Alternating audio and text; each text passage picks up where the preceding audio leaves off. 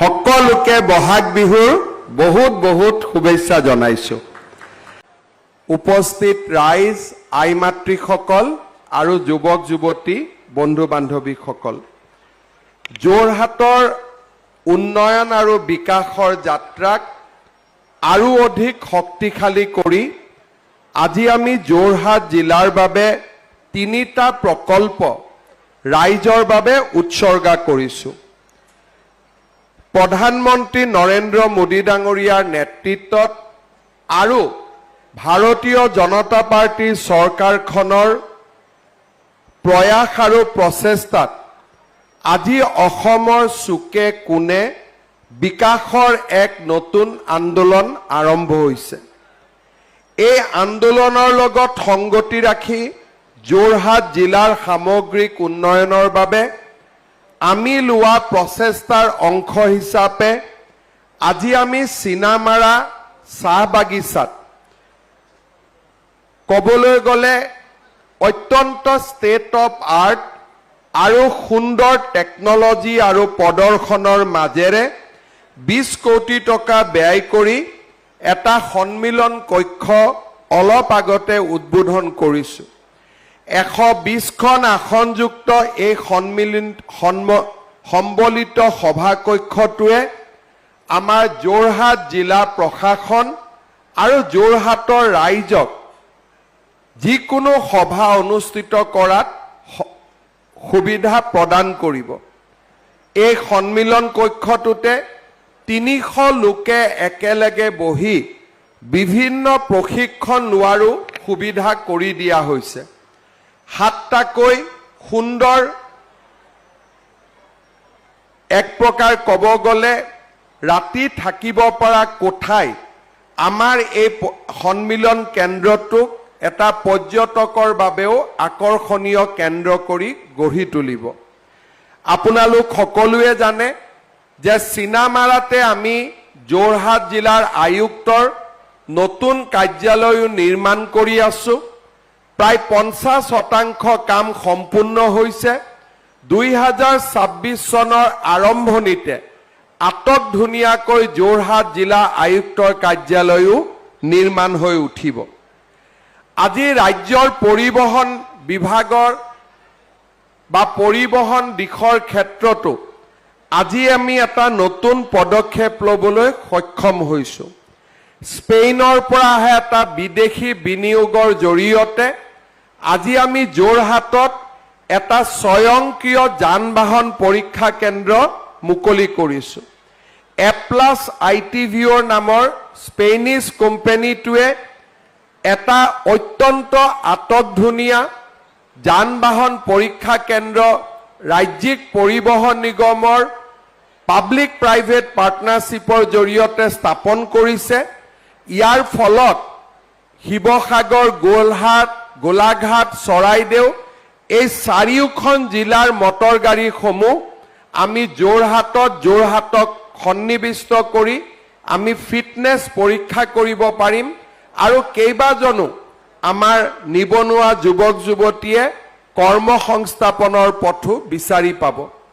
আজি যোৰহাটত বহু প্ৰত্যাশিত দ্বিতীয়খন উৰণীয়া সেতু মুকলি কৰাৰ আমাৰ সৌভাগ্য হ'ল। যোৰহাটত আধাৰশিলা স্থাপন কৰা আৰু যোৰহাটত দ্বিতীয়খন উৰণীয়া সেতু উদ্বোধন কৰা মোৰ বাবে আৰু আমাৰ সকলোৰে বাবে এক গৌৰৱৰ বিষয়। যোৰহাট নগৰত আমি আৰম্ভ কৰা কেইবাটাও উন্নয়নমূলক কামে ইতিমধ্যে যোৰহাট নগৰখনক এক বিকাশৰ নতুন দিগন্তলৈ লৈ গৈছে। আমি আৰম্ভ কৰা আৰু উদ্বোধন কৰা প্ৰথমখন উৰণীয়া সেতুৰ ব্যৱহাৰ আৰু ইয়াৰ উপযোগিতা আজি সৰ্বজন গ্ৰহণযোগ্য। ইয়াৰ লগতে সংগতি ৰাখি যোৰহাট চিকিৎসা মহাবিদ্যালয়ৰ সন্মুখত আজি আমি 78 কোটি টকাৰে নিৰ্মাণ কৰি ওলোৱা উৰণীয়া সেতুখনে যোৰহাটৰ আৰু এটা ডাঙৰ অভাৱ দূৰ কৰিবলৈ সক্ষম হ'ব। যোৰহাট জিলাত আমি 1300 কোটি টকাৰ উন্নয়নমূলক কাম হাতত লৈছিলোঁ। যোৰহাটৰ ৰাইজৰ বাবে কেইটামান দিন আগতে আমি পানী যোগান আঁচনিৰ কাম আৰম্ভ কৰিছিলোঁ। ভোগদৈ নদীৰ পাৰত থকা লিগেসি ৱেষ্ট পৰিষ্কাৰ কৰাৰ কাম আমি হাতত লৈছিলোঁ। আৰু এই গোটেইবোৰ আঁচনি আজি জনসাধাৰণৰ দৃষ্টি আকৰ্ষণ কৰিবলৈ সক্ষম হৈছে। চিনামাৰাত থকা উৰণীয়া ৰেল গেটটোৱে আমাৰ যোৰহাটৰ জনসাধাৰণৰ ট্ৰান্সপৰ্টেশ্যন বটলনেক এটা সৃষ্টি কৰি আহিছিলে। আজি মই আশা কৰোঁ যে অতি কম দিনৰ ভিতৰতে যোৰহাট মৰিয়নি পথত চিনামাৰা ৰেল গেটৰ ওপৰত 545 মিটাৰৰ যি উৰণ সেতু, সেই উৰণ সেতু আমি এই বছৰৰ শেষত নহলে 26 চনৰ আগভাগতে আমি উদ্বোধন কৰিবলৈ সক্ষম হ'ম। ইয়াৰ লগতে ৰাজ্য চৰকাৰৰ বিশেষ প্ৰচেষ্টাত আমি যোৰহাটত আৰম্ভ কৰা ভোগদৈ দলং সংযোগী আমাৰ যিখন নতুন উৰণীয়া সেতু, সেই উৰণীয়া সেতুৰ নিৰ্মাণৰ কামো তীব্ৰ গতিত আগবাঢ়িছে। এই উৰণীয়া সেতুখনো আমি 2026 চনৰ মাৰ্চ মাহৰ আগতে ইয়াৰো নিৰ্মাণ আমি সম্পূৰ্ণ কৰি যোৰহাটৰ ৰাইজক উপহাৰ দিম। শ্ৰদ্ধাৰ ৰাইজ, যোৰহাটৰ জেল অকল যোৰহাটৰ বাবে নহয়, অসমৰ স্বাধীনতা সংগ্ৰামৰ এক স্বৰ্ণীল ইতিহাস এই যোৰহাট জেলত সন্নিৱিষ্ট হৈ আছে। অসমৰ স্বাধীনতা আন্দোলনৰ কেইবাজানো মহিৰুহে যোৰহাট জেলতে যোৰহাট কাৰাগাৰতে তেওঁলোকক ব্ৰিটিছে নিক্ষেপ কৰিছিল আৰু এই কাৰাগাৰৰ পৰাই তেওঁলোকে এখন স্বাধীন ভাৰত, বিকশিত অসমৰ সপোন দেখিছিল। শ্বহীদ কুশল কোঁৱৰে দেশ মাতৃৰ বাবে হাঁহি মুখে এই কাৰাগাৰতেই নিজৰ জীৱন জাতি আৰু জননীৰ বাবে আত্ম উৎসৰ্গা কৰিছিল। এই জেলৰ এক বিশেষ গুৰুত্ব আৰু এই জেলৰ লগত জড়িত আটাইবোৰ ঐতিহাসিক কাহিনীক আমি সমগ্ৰ দেশৰ মানচিত্ৰত বা সমগ্ৰ দেশৰ স্বাধীনতা সংগ্ৰামত প্ৰতিষ্ঠা কৰাৰ বহুদিন আগতে প্ৰয়োজন আছিল। মুখ্যমন্ত্ৰীৰ দায়িত্ব লৈয়ে 2021 চনত গুৱাহাটীত মই প্ৰদান কৰা স্বাধীনতা দিৱসৰ প্ৰথমটো ভাষণতে যোৰহাট জেলক আমি এক ঐতিহাসিক স্বাধীনতা সংগ্ৰামৰ উদ্যান হিচাপে নিৰ্মাণ কৰাৰ সংকল্প ঘোষণা কৰিছিলোঁ। প্ৰায় 200 বিঘা মাটিত 180 কোটি টকাৰে নিৰ্মাণ হৈ থকা এই যোৰহাট কাৰাগাৰৰ সন্মুখত আমি নিৰ্মাণ কৰা ফ্ৰীডম মেমৰিয়েল মিউজিয়াম আৰু উদ্যানো আমি 2026 চনৰ জানুৱাৰী ফেব্ৰুৱাৰী মাহৰ ভিতৰতে উদ্বোধন কৰি যোৰহাটৰ ৰাইজৰ বাবে, অসমৰ ৰাইজৰ বাবে আমি আগবঢ়াই দিম। কুশল কোঁৱৰে যি ফাঁচী কাঠত উঠি নিজৰ প্ৰাণ জাতিৰ বাবে আত্ম উৎসৰ্গা কৰিছিল, সেই হেঙিং পইণ্ট ৰাইজে এতিয়া উদ্যানখনৰ অংশ হিচাপে পৰ্যবেক্ষণ কৰিব পাৰিব আৰু আন আন স্বাধীনতা সংগ্ৰামী থকা চেলসমূহো তেখেতসকলে নিজে প্ৰত্যক্ষ কৰিব পাৰিব। আনমান আৰু নিকোবৰ দ্বীপপুঞ্জত যি ধৰণে স্বাধীনতা সংগ্ৰামীসকলৰ অৱদানক জীৱন্ত ৰূপ দিয়া হৈছে, তাৰে এক অনুৰূপ প্ৰচেষ্টাৰে আজি আমি যোৰহাটৰ কাৰাগাৰকো 180 কোটি টকাৰে আমি নিৰ্মাণ কৰি যোৰহাটৰ ৰাইজৰ বাবে উৎসৰ্গা কৰিবৰ বাবে আমি নিৰবিচ্ছিন্নভাৱে কাম কৰিছোঁ। যোৰহাট আৰু গোলাঘাট জিলাক সামৰি আমি কেইবাটাও গুৰুত্বপূৰ্ণ পথ আমি সম্পূৰ্ণ কৰাৰ পথত আজি আগবাঢ়িছোঁ। যোৰহাট আৰু গোলাঘাট জিলাৰ সংযোগী 32 কিলোমিটাৰ কমাৰবন্ধা পথৰ উন্নতিকৰণৰ ইতিমধ্যে এটা অংশৰ কাম সম্পূৰ্ণ হৈছে 16.71 কিলোমিটাৰ আৰু প্ৰথম অংশৰ 15 কিলোমিটাৰ পথৰো নিৰ্মাণ কাৰ্য দ্ৰুত গতিত চলি আছে। যোৰহাট তিতাবৰ বৰহলাটো অসমমালা আঁচনিৰ অধীনত আমি পথ নতুনকৈ সজাই তোলাৰ সংকল্প বিকাশৰ যাত্ৰাৰ সময়ত গ্ৰহণ কৰিছিলোঁ। সেই 37 কিলোমিটাৰ পথৰ নিৰ্মাণৰ কামো আজি দ্ৰুত গতিত চলি আছে আৰু ৰাইজে তাক প্ৰত্যক্ষ কৰিছে। যোৰহাটৰ আন এক ঐতিহ্য ধোদৰ আলিৰ কাকডোঙা দলঙৰ পৰা নকছাৰীলৈ আৰু 36 কিলোমিটাৰ পথ নিৰ্মাণৰ কামো আমি তীব্ৰ গতিত চলাই আছো আৰু এই বছৰৰ ভিতৰতে আমি ইয়াকো সম্পূৰ্ণ কৰিবলৈ সন্মুখীন হ'ম।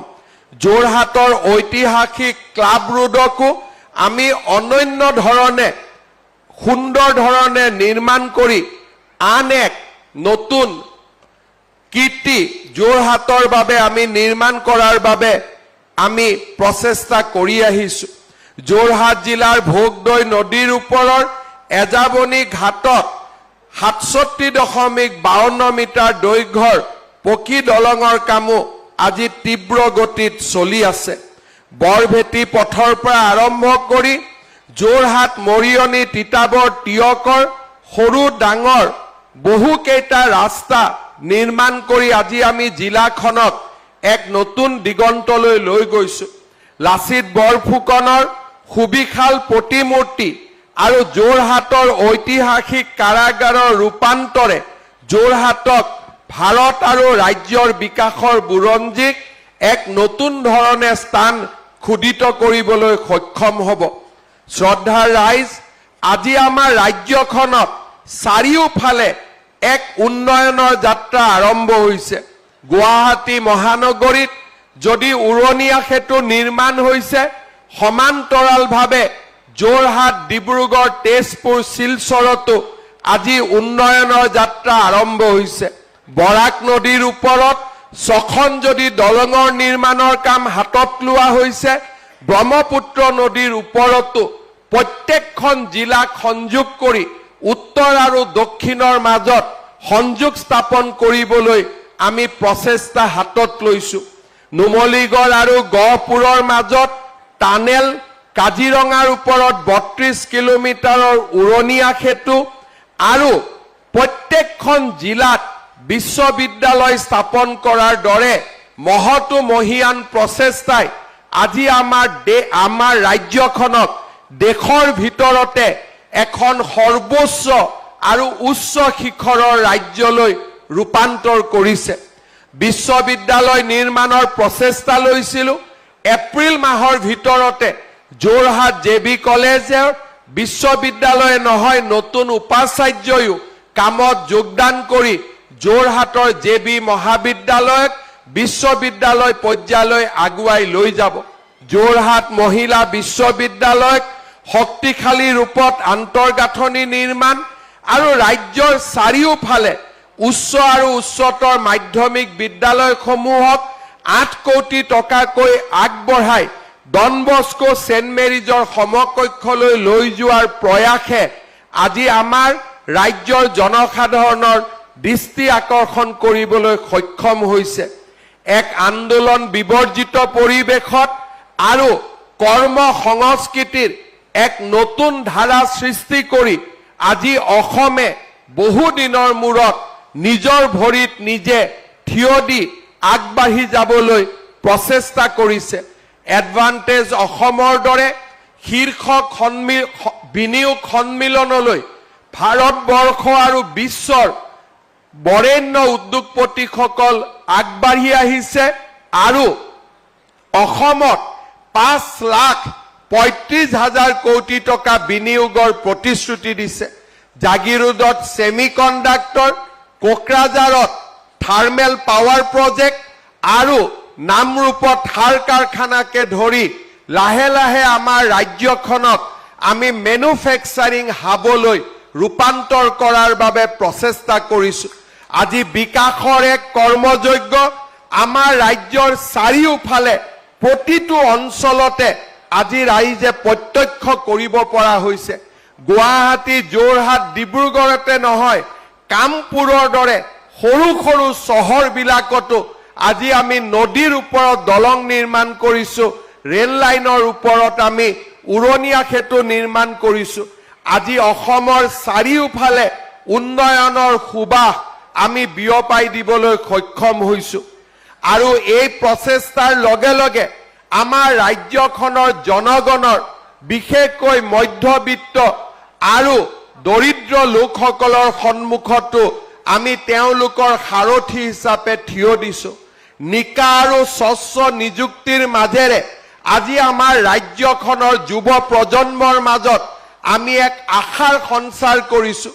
অসমৰ যুৱ প্ৰজন্মই এতিয়া চৰকাৰখনক বিশ্বাস কৰে, চৰকাৰী ব্যৱস্থাক বিশ্বাস কৰে। আলফালৈ যোৱাৰ পৰিৱৰ্তে, হাতত অস্ত্ৰ লোৱাৰ পৰিৱৰ্তে এতিয়া অসমৰ যুৱক যুৱতীয়ে এডিআৰই পৰীক্ষাত বহাটো বেছি পছন্দ কৰে। এয়া হৈছে আমাৰ ৰূপান্তৰৰ যাত্ৰা, এয়া হৈছে আমাৰ পৰিৱৰ্তনৰ যাত্ৰা। এক প্ৰকাৰ ক'ব গ'লে অসমৰ প্ৰতিজন শিক্ষাৰ্থীৰ শিক্ষাৰ লগত জড়িত খা খৰচ আজি ৰাজ্য চৰকাৰে সম্পূৰ্ণৰূপে বহন কৰিছে। নৱমমান শ্ৰেণীত চাইকেল বিতৰণ আৰু দশমমান শ্ৰেণীৰ মেট্ৰিক পৰীক্ষাৰ মাচুল নোহোৱা কৰা, একাদশমান শ্ৰেণীত যোৱাৰ লগে লগে নিযুত মইনা আঁচনি, বিনামূলীয়া নামভৰ্তি, ডিগ্ৰীত যোৱাৰ লগে লগে নিযুত মইনা আঁচনি, বিনামূলীয়া নামভৰ্তি আৰু পোষ্ট গ্ৰেজুৱেটত পঢ়াৰ লগে লগে নিযুত মইনা আঁচনিয়ে আজি দেউতাক মাকৰ পৰা তেওঁলোকৰ ল'ৰা ছোৱালীৰ শিক্ষাৰ বাবে যি খৰচৰ বোজা আছিল তেওঁলোকৰ শিৰৰ ওপৰত, তাক আজি আমি ক্ৰমে হ্ৰাস কৰিবলৈ সক্ষম হৈছোঁ। এই বছৰ আমি আৰু এটা নতুন আঁচনি আৰম্ভ কৰিব খুজিছোঁ যে আমাৰ যিবিলাক গ্ৰেজুৱেশ্যন পাছ কৰা ল'ৰা আছে, চাকৰিৰ বাবে বিভিন্ন জাগাত ইণ্টাৰভিউ দিব লাগে, গুৱাহাটী, ডিব্ৰুগড়, যোৰহাটলৈ অহা যোৱা কৰিব লাগে। এই ডিগ্ৰী পাছ কৰা প্ৰত্যেকজন ল'ৰাক আমি মাহেকত ২,৫০০ টকা কৰি এবছৰ তেওঁলোকৰ বেংক একাউণ্টত দিবলৈ আমি সিদ্ধান্ত লৈছোঁ।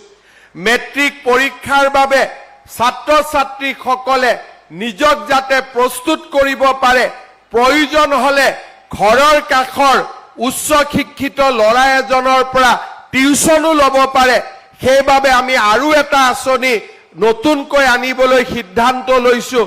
সেয়া হৈছে যে মেট্ৰিক পৰীক্ষা দিবলৈ যোৱা প্ৰত্যেকজন ল'ৰা ছোৱালীক 6 মাহৰ আগৰ পৰা তেওঁলোকৰ বেংক একাউণ্টত আমি মাহত ৩০০ টকাকৈ আমি পঠিয়াই দিম, যাতে মেট্ৰিক দিব খোজা ল'ৰা ছোৱালীবিলাকে তেওঁলোকে ঘৰৰ কাষৰ চোকা ল'ৰা ছোৱালী এজনৰ লগত বা এগৰাকীৰ লগত 6 মাহ একেলগে পঢ়িব পাৰে।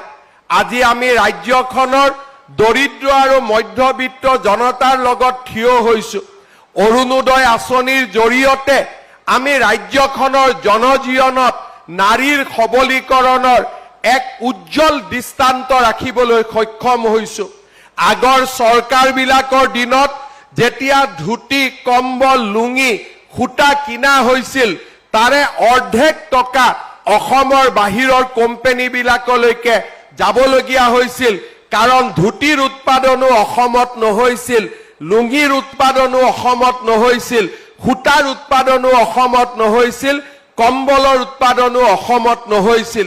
লুধিয়ানাত থকা কোম্পানীবিলাকলৈকে অসমৰ টকা হস্তান্তৰিত হৈছিল আৰু মাজৰ মধ্যভোগীসকলে 10ৰ পৰা 20% টকা মুনাফা হিচাপে আদায় কৰিছিল। কিন্তু আমাৰ চৰকাৰে ধুতি, লুঙি, কম্বল, সূতাৰ পৰিৱৰ্তে পোনে পোনে আমি মহিলাসকলৰ একাউণ্টত 1250 টকা পঠাই দিয়াৰ ফলত গাঁৱত থকা গেলামালৰ দোকানীগৰাকীৰ পৰা, টিউচন কৰা শিক্ষকজনৰ পৰা, গাখীৰ বিক্ৰী কৰা গাখীৰৰ খেতিয়কজনলৈকে আজি উপকৃত হৈছে। অৰ্থনীতিৰ ভাষাত পিৰামিডৰ তলত ব্যয় কৰিলে দেশৰ GDP বাঢ়ে সেই অৰ্থনৈতিক সংজ্ঞাক আমি অনুসৰণ কৰি আমি বাহিৰৰ পৰা বস্তু কিনাৰ পৰিৱৰ্তে আমি পিৰামিডৰ তলত অৰ্থাৎ দৰিদ্ৰজন লোকক আমি তেওঁলোকৰ একাউণ্টত টকা পঠাবৰ বাবে চেষ্টা কৰিছোঁ যাতে অসমৰ গ্ৰাম্য অৰ্থনীতিৰ বিকাশ হ'ব পাৰে আৰু তাৰ ফলাফল হিচাপে এই বছৰ আমাৰ ৰাজ্যখনৰ ঘৰুৱা উৎপাদনে 7,45,000 কোটি টকাত প্ৰৱেশ কৰিব ভাৰতৰ ভিতৰতে অসম এক শক্তিশালী অৰ্থনীতিলৈ পৰিৱৰ্তন হ'ব আমি এই অৰুণোদয় আঁচনি দিব যাওঁতে 18 লাখ মহিলা দি আৰম্ভ কৰিছিলোঁ এই বছৰ আমি 40 লাখ মহিলাক স্পৰ্শ কৰিম আজি যোৰহাট মৰিয়নি তিয়ক তিতাবৰ এই সমষ্টিকেইটাত অৰুণোদয় বিতৰণ কৰোঁতে কিছু এতিয়াও পাবলগীয়া ব্যক্তি থাকি গৈছে মই আৰু 3,000 অৰুণোদয় হিতাধিকাৰী নিৰ্বাচন কৰিবলৈও আমাৰ বিধায়কসকলক অনুৰোধ কৰিম যাতে কোনো দুখীয়া লোকে অৰুণোদয়ৰ পৰা বঞ্চিত হ'ব নালাগে আমাৰ প্ৰধানমন্ত্ৰী ডাঙৰীয়াই আপোনালোকৰ হাতত এখন ৰেচন কাৰ্ড দিছিলে চাউলেদি আমি আৰম্ভ কৰিছিলোঁ এতিয়া ৰেচন কাৰ্ডখন থাকিলে আমি 5 লাখ টকালৈকে আমি আমাৰ চিকিৎসা বছৰত আমি বিনামূলীয়াকৈ কৰিব পাৰোঁ অসমৰ ৰাইজে বিনামূলীয়াকৈ চিকিৎসা লোৱাৰ ফলত এই বছৰ কেন্দ্ৰ আৰু ৰাজ্য চৰকাৰে আমি হস্পিটালসমূহত 1000 কোটি টকাৰ বিল আদায় দিছোঁ অৰ্থাৎ আজি জনগণৰ স্বাস্থ্য আৰু জনগণৰ শিক্ষা দুইটাৰ দায়িত্ব আজি ৰাজ্য চৰকাৰে গ্ৰহণ কৰিছে ধুতি কম্বল খুটা আৰু লুঙিৰ পৰিৱৰ্তে আমাৰ ৰাজ্যখনত অৰুণোদয় মুখ্যমন্ত্ৰীৰ উদ্যমিতা আঁচনি আত্মসহায়ক গোট কৃষক সন্মান নীতি ধান আৰু সৰিয়হ জনতাৰ পৰা কয় আৰু নিবনুৱা যুৱক যুৱতীক এটকাও খৰচ নকৰাকৈ চাকৰি দি আমি অসমক দেশৰ সৰ্বোচ্চ শিখৰৰ ৰাজ্যলৈ আজি আমি আগবঢ়াই লৈ গৈছোঁ শ্ৰদ্ধাৰ ৰাইজ 2016 চনত আমি যদি এটা শুদ্ধ সিদ্ধান্ত নললোহেঁতেন আজিও আমি ধুতি কম্বল লুঙি আৰু খুটাৰ মাজত আমাৰ জীৱনৰ চাকনৈয়া ঘূৰি থাকিলেহেঁতেন কিন্তু 2016 চনত লোৱা আপোনালোকৰ শুদ্ধ সিদ্ধান্তই আজি কবাত উৰণীয়া সেতু বনাইছে আজি কবাত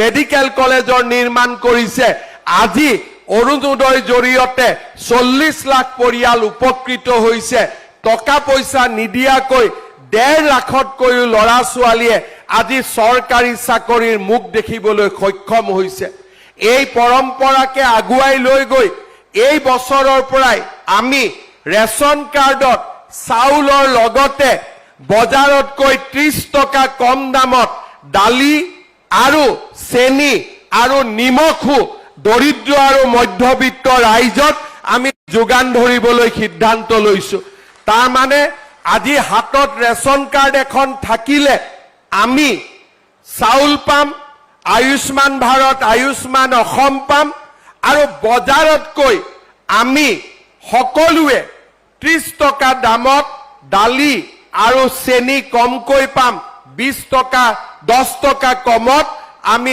নিমখ পাম আৰু লাহে লাহে আমি এনেকৈ আগুৱাই গৈ থাকিম মোৰ এটাই লক্ষ্য সৰ্বসাধাৰণ মানুহে দৰিদ্ৰ মানুহে স্বাস্থ্যৰ ক্ষেত্ৰত ব্যয় কৰিব নালাগে ল'ৰা ছোৱালীৰ পঢ়াৰ দায়িত্ব মামাৰ মূৰৰ ওপৰত থাকিব আৰু দৰিদ্ৰ আৰু মধ্যবিত্ত পৰিয়ালে চৰকাৰী চাকৰি পাবৰ কাৰণে এটকাও খৰচ কৰিব নালাগিব আৰু যদি উন্নয়নৰ ফালে চাবলৈ যাওঁ এডভান্টেজ অসম হওক সেমিকণ্ডাক্টৰ হওক ফাৰ্টিলাইজাৰ নতুন ফাৰ্টিলাইজাৰ কোম্পানী হওক অসমে এতিয়া আকাশ চুব বাজেটত আমি ঘোষণা কৰিছিলোঁ যে আমি অসমত বানপানীৰ আগলি বতৰা দিবলৈ সীমান্তৰ পৰা অহা প্ৰব্ৰজন বন্ধ কৰিবলৈ আৰু কৃষিৰ আগতীয়া বাতৰি দিবলৈ অসমে এটা নিজৰ স্যাটেলাইট প্ৰক্ষেপ কৰিব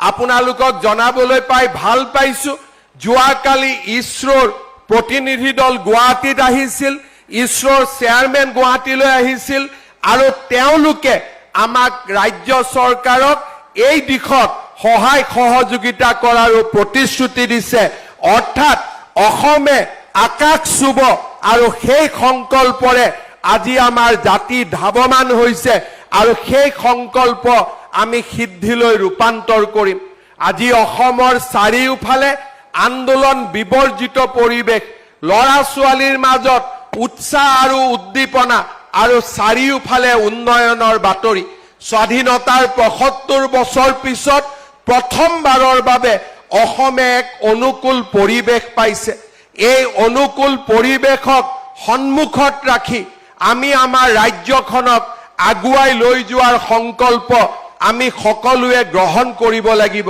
অসমবাসী ৰাইজৰ সামূহিক চিন্তাধাৰাই আৰু সামূহিক ইতিবাচক চিন্তাধাৰাই ইজনক সিজনৰ শত্ৰু বুলি নাভাবি ইজনক সিজনৰ বন্ধু বুলি প্ৰতিটো জাতি উপজাতিৰ মাজত সমন্বয়ৰ সাঁকো নিৰ্মাণ কৰি প্ৰতিটো অঞ্চলৰ মাজত একোটা মৈত্ৰীৰ বান্ধোন নিৰ্মাণ কৰি আমি আমাৰ জাতিটোক সৰ্বশ্ৰেষ্ঠ জাতিলৈ ৰূপায়ণ কৰি আমি ৰূপান্তৰ কৰিব পাৰো এই 4টা বছৰৰ ভিতৰতে মোৰ ভাষা জননী অসমীয়াই ধ্ৰুপদী ভাষাৰ মৰ্যাদা পালে চৰাইদেউ মৈদামে বিশ্ব ঐতিহ্যৰ স্বীকৃতি পালে সুবিশাল লাচিতৰ প্ৰতিমূৰ্তিয়ে লাচিতৰ শৌৰ্য আৰু বীৰ্যক জগত সভালৈ লৈ গ'ল মোৰ বিহুৱে আন্তঃৰাষ্ট্ৰীয় স্বীকৃতি পালে চাহ বাগিচাৰ জুমুৰে আজি প্ৰথমবাৰৰ বাবে গুৱাহাটী মহানগৰীৰ